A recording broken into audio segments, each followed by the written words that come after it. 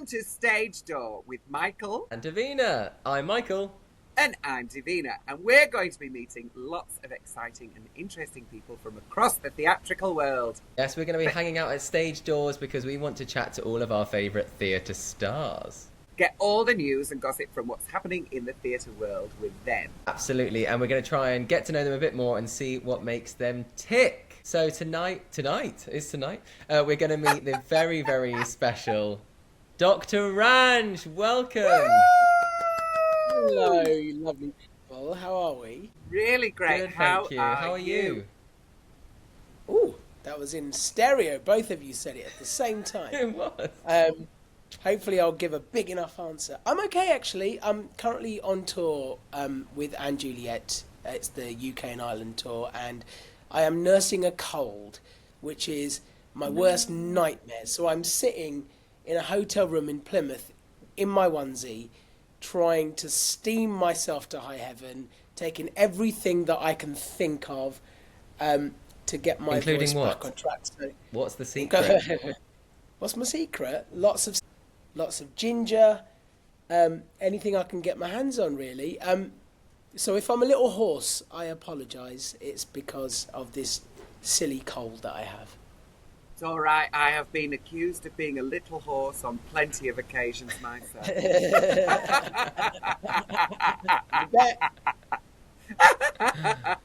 Have you tried the Papa Cow before? Yes, I've got loads of that. I mean, this is an interesting industry secret that nobody else knows about, by the way. Yes.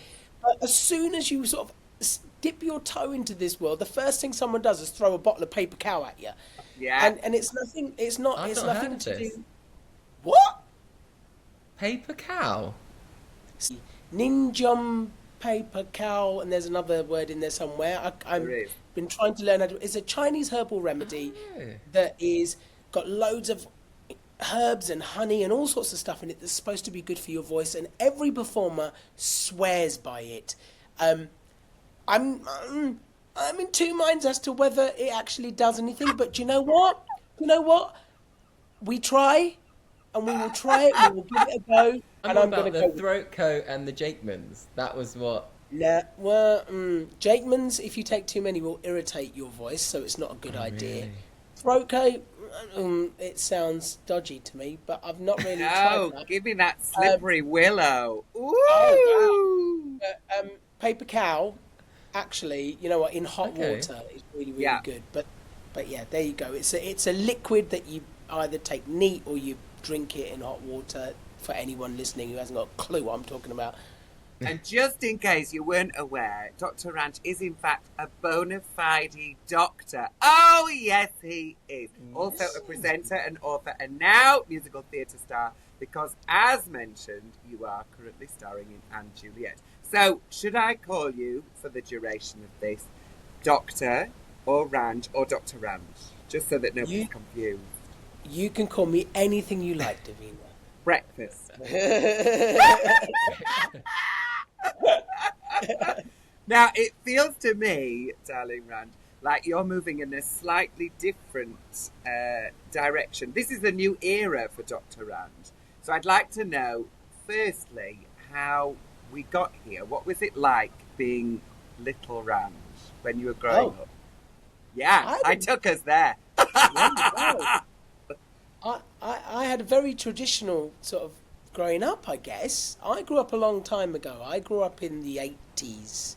So I was born in the late 70s and I grew up in the 80s, and that was a very, very long time ago, and the world was a very different place.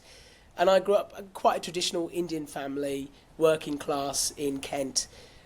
Very different to the life I'm very lucky to be leading now. So yeah, it was different, I suppose, quite conservative, very sort of boring in some ways, I suppose you might say.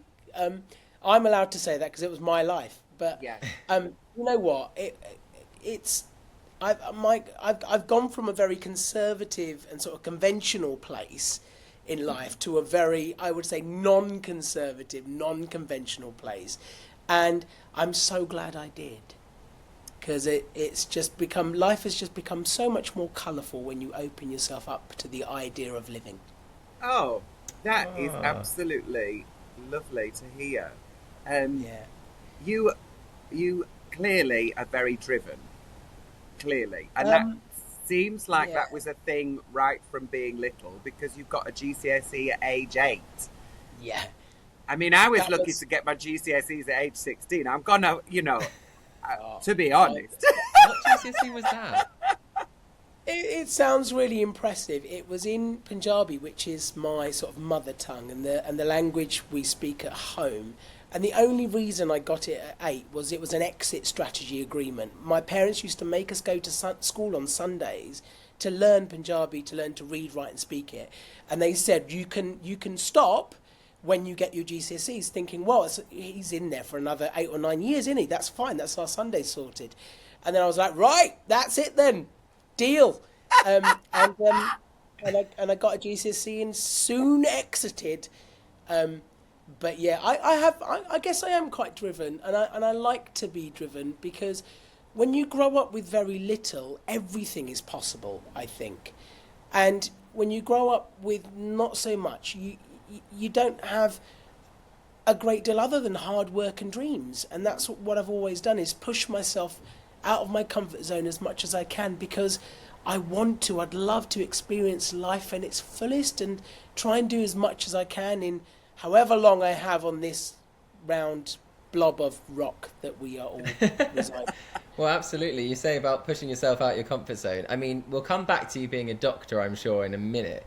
But obviously, more recently, you've been, I would say dabbling, but you're not dabbling, because you're smashing it in being an author of many genres of books and even winning Sunday Times bestsellers. So tell us about that. And I hear you've got a new book on the way as well, which you might want to push. Yeah. I mean, never really thought I'd be an author, to be honest. And the opportunity came up, and I thought, why not? Do you know what? Stuff like this doesn't just happen all the time. So you've got to give it a go, right? And if it works, it works. If it doesn't, it doesn't. And I've written books for sort of grown-ups around health and stuff like that. And I've written loads of books for kids. I've written a couple of books I'm very proud of. How to Grow Up and Feel Amazing, which is basically a growing up guide for boys and young men, because they don't really get much of that. A modern growing up guide, I would say, and it's a lot more inclusive and diverse than my growing up experience was. And then How to Be a Boy and Do It Your Own Way, which is ironic, really, because it's nothing to do with how to be a boy. It's all about being a decent person, and you can be whatever kind of human being you want to be, no matter what shape, form, guise, name, identity you want to take. Just be a bloody good person. And I'm proud and very lucky to have written books that that I hope help people, especially kids and young people, especially queer and diverse kids and young people. And yeah, I'm still going. I've got plans to start another book in 2025. I needed a break in 24, so I took a gap.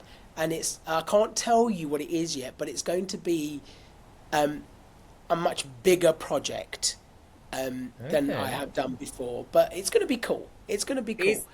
Are you writing the new Lord of the Rings? Is this going to be the new Game of Thrones? Lord of what ring, did you say? The new Game of Thrones. Oh dear. Wow. We're not even 10 minutes in, guys. It wasn't. I didn't even do it. Okay, Wow. we should talk about what you're doing right now, which is you're starring in And Juliet. And I got to see the show in Manchester, and I had the best time. And it looks like, we're actors, but as an actor, you're also looking at, are people actually having a nice time, or are they just acting like they're having a nice time? And actually, it looks like the whole cast is having an absolute ball with each other. It really does look like everybody's having a ball with each other, and it looks like a really supportive environment to be a cast member in. So I was wondering, how your experience is going, because this is your first time. I was wondering also what your favourite moments in the show are. Ah, okay. So having dabbled in sort of theatre-y stuff in the past, theatre's always been a dream for me. I never grew up with the privilege of being able to explore it. I couldn't. And I know it sounds weird saying it's privilege, but for some people it is. For some kids, going to theatre school and doing performing arts is a massive privilege. And I wasn't lucky enough to have that opportunity. So it's always been a bit of a pipe dream. And the opportunities have come up, and I've done little bits here and there. Michael and I have performed together before, and it's been wonderful. At the Royal Albert Hall. So I got the chance. Yes, at the Royal Albert Hall, no less. So I've dabbled in it here and there, but this year the opportunity came up for me to audition for & Juliet. I didn't think I was going to get it. I went through several rounds, and I was shocked as anyone when they said, "Would you please come on board?" And I was like, because I've auditioned for stuff in the past, as you know, Divina, and not got it. And that's and you fine. should have That's done. It's part and parcel of. Part and parcel. Baby, as I walked out that door, and you were there, I was like, oh my God, he's the most beautiful man in the world. Oh, it's Dr. Ranj. Oh my God. Because you're even more gorgeous in real life than you are on the television, which doesn't really seem possible, but it is. The check's in the post, darling. I promise. Marvellous. I shall look forward to it. So I got the opportunity to be in this show. It was too good to turn down. And my gosh, what a wonderful show to make my sort of debut in, to be honest. It is the most inclusive, joyful, diverse show that I have ever seen. We have 3 South Asian performers on stage, which you don't in a mainstream show. That doesn't happen very often. We've got 4 Asian people on stage. We've got people of every colour, every gender, every sexuality, every identity, background, and that's deliberate. And it's part of the story, as it were, but it's also an intentional decision to bring all these incredible people together. And you know what? We just have so much fun, and the audience has a lot of fun, and I'm having the best time. I appreciate, very tangibly appreciate how lucky I am to be a part of this, because I know how tough this industry is. And I've had to work really hard to prove myself. I had to catch up with all these other people who I'm on stage with who have got decades of experience. I've got to prove myself. And I hope I have. I really hope I have. But I am having the best time learning and being with everyone. And best moments in the show, every single bloody thing we do. But Sandra Marvin and I do what we call the morning after scene, which is a mishmash of Teenage Dream and Ariana Grande as the soundtrack to that scene. And that is one of my favourite parts of the whole show. Love that.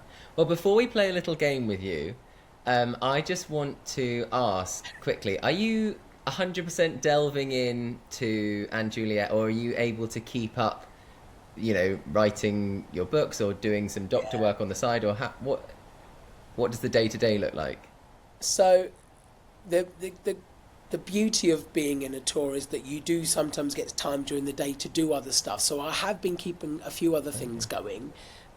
Obviously, I've had to take a bit of a sabbatical from my medical job because you can't feasibly squeeze that in. And actually, at the start of 2024, I promised myself I was going to take a break. After being an NHS doctor for over 20 years and it getting harder and harder and harder to do, particularly since the pandemic, I said, right, I need to chase more joy. I need to do things that make me happy.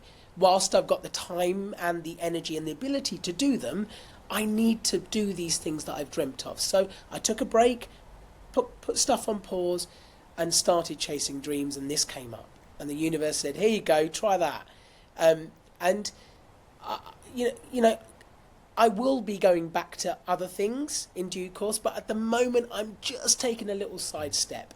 No, I'm glad to hear that, because you're just such a hard worker. Ever since we've met, you've always had project after project, and there was one point, I remember before you did Strictly, that it was like you were spreading yourself so thin. We went for a lunch, didn't we? And I was like, how are you fitting all these hours in the day? Anyway, amazing. Make sure you're enjoying it. Let's do the game. So basically, we want to test your musical theatre acumen. So Davina's going to get her lovely stopwatch up. All you have to do is name as many musical theatre shows as you can in 30 seconds. No, I'm going to be awful at this. It's okay. It's okay. You don't have to be good. It's fine. No, I won't Michael be. doesn't know any. He just knows Les Mis and that's it. You can start with Anne Juliet. That's your first one. Okay, Okay. Davina, over to you. Ready, steady, go. And Juliet, Hamilton, everybody's talking about Jamie, Miss Saigon, Les Mis, Chitty Chitty Bang Bang, Mary Poppins. Frankie Goes to Bollywood, that counts. Life of Pi. Come on, Ranj, you know so many more than this, and you love them. Wicked. Kinky Boots. Come on. The Notebook. Great Gatsby. Stop. Shit. Great Gatsby. Ooh. 13. 13. You know what? That Unlucky is for not some. but not. I don't think that's the worst that we've had. I Oh, don't think it's okay, the best. I don't think it's the best, but it's not the worst. Fine. That's the story of my life, love. That's the story of my life. Same. We might play this episode first, so you're the winner so far. Hooray! I set the bar quite low. I love it. Well done. Thanks, Ranj. Now, obviously, you are best known for TV with an absolute wealth of shows under your belt, including Strictly, cooking shows like Bake Off, quizzes like Pointless that you won, even a bit of sewing with the Great British Sewing Bee, which, you know, obviously I'm not jealous about at all. What's been your favourite thing to do so far? Oh my gosh. It's weird. I've done so many different things, and I'm really grateful for that. Strictly was a hoot. I'm not gonna lie. It was blooming hard work. I was actually working as a doctor and doing shifts at the same time, so it was tricky. That was really good fun though. Cooking with the Stars, I loved. That was hilarious. Basically learning how to cook from scratch.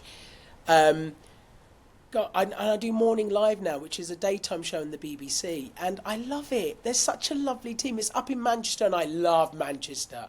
It's my second home. So yeah, all of these things really, they're really good fun. But All Star Musicals was a laugh. I had a great time doing that, kind of my first proper musical theatre experience, as it were. That gave me the bug. But yeah, I've been really lucky, I think, and I hope I get to do more.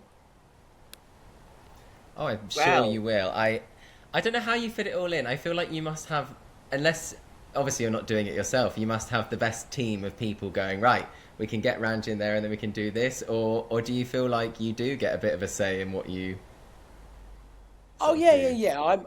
I'm very very much controlling of what I can and can't do, and I have a manager who's fantastic and understands that.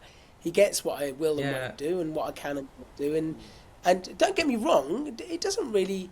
Well, for me, it feels like no matter what you've done, you've still got to graft. You've still got to push for stuff. Yeah. You've still got to put yourself out there, no matter what your previous shows may have been. You know, you've still got to keep going. It doesn't just land in your lap. Some people it might do, and they're very lucky, but that doesn't happen to me, sadly. So Yeah. I try to do as much as I can in the time that I have, because opportunities don't come along every day. Absolutely. Now, you and Davina remind me quite of each other because you're both very, It's very the hair. good. It's the hair, isn't it? It's the hair It's the lipstick. and the lips. It's the hair and the beautiful And red a luscious comedian lips. as Yeah. well, Ranj. A comedian. No, but honestly, this is.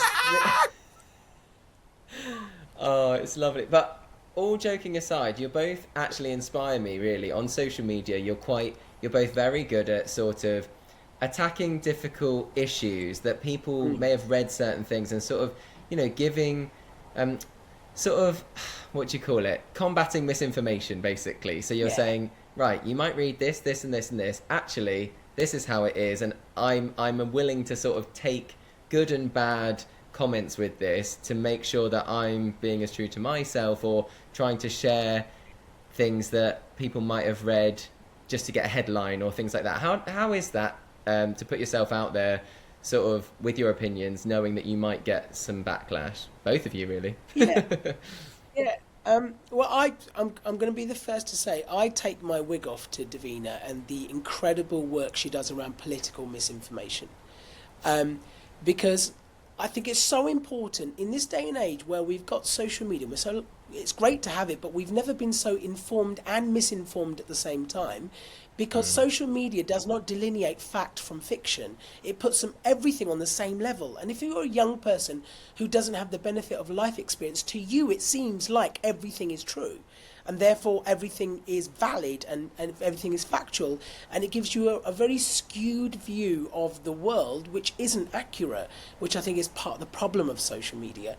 But it's really important for people like Divina who separate some of that political nonsense and tell people what's really going on. I think it's so important to have voices like that out there, especially diverse voices like that out there, and queer voices like that out there, to give people the truth, as it were, or give people a more factual perspective. And I feel like with the platform and privilege that I have, I've got to use it to whatever extent I can to also do similar stuff. So I do it a lot with health-related things because, again, there's so much nonsense out there, which there's nothing wrong with having different points of view. There is nothing wrong with having different beliefs, as long as you are not actively hurting or discriminating against someone, and as long as you are not intentionally misleading people.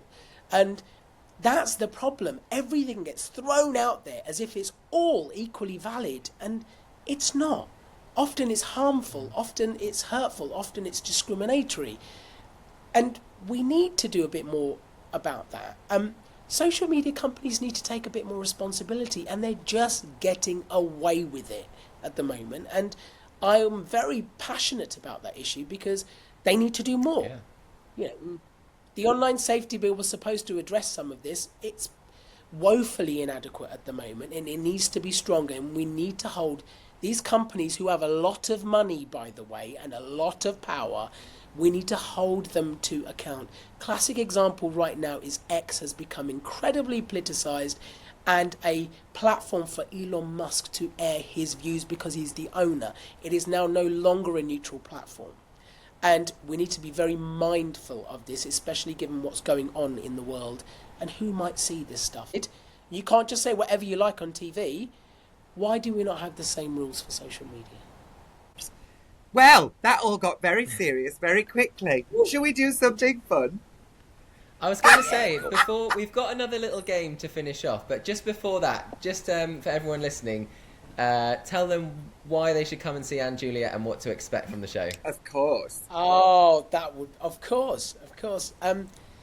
For anyone who hasn't ever had a musical theatre experience, this is, or hasn't seen Anne Juliet, this is such a joyful, riotous show. You cannot help but sit there with a smile on your face. You will know every single song in this show because they were all written by Max Martin, who's the most prolific, successful songwriter of our lifetime. He's written for Britney to Backstreet Boys, Kelly Clarkson to Celine Dion, Bon Jovi.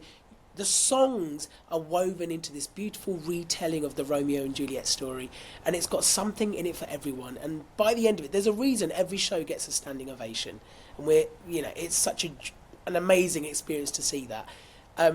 You won't regret it. And if you have seen it before, come back, because we've changed bits and we've made it even quirkier and cooler than it was, and it's just as much fun, if not more, than it was before. So it's touring around the UK and Ireland until July next year. So go to, I think it's annejuliettour.co.uk if you want to find out where it's touring, and come see us. We'd love to see you and say hi at Stage Door. Yes. Well, I'm going to sneak in a little bit right now. All you've got to do, Ranj, is finish me off. I'm going to sing a little line. Oh, no. I'm going to sing a little line. I know I'm hoarse too, so it's fine. I'm going to sing a little line, and then I want you to finish it off. Are you ready? Okay. It's my life. It's now or never. Can I go the octave down? Yeah. And I ain't gonna live forever. Yeah. Yay! I love it. Amazing. Ranj, you've been an absolute joy. Thank you so much for joining us at the stage door. Thank you so much. Thank you. See you again. Have the best show. Bye. Love you. Bye.